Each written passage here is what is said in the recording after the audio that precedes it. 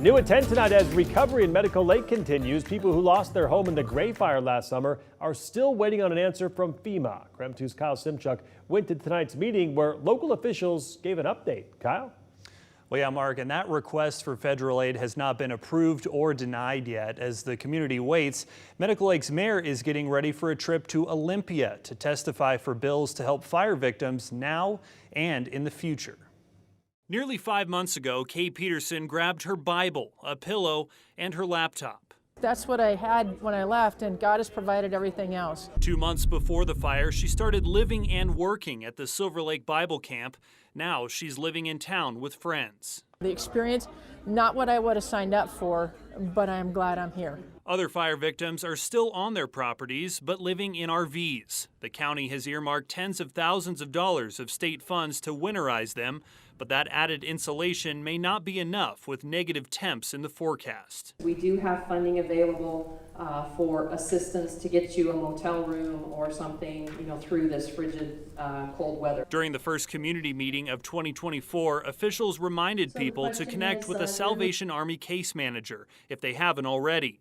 Case managers connect people with resources and funding they may qualify for. More and more resources are opening up, so if you don't qualify for something right now, it doesn't mean you will never qualify for something. Case managers are also vetting fire victims to ensure resources are going where they're supposed to.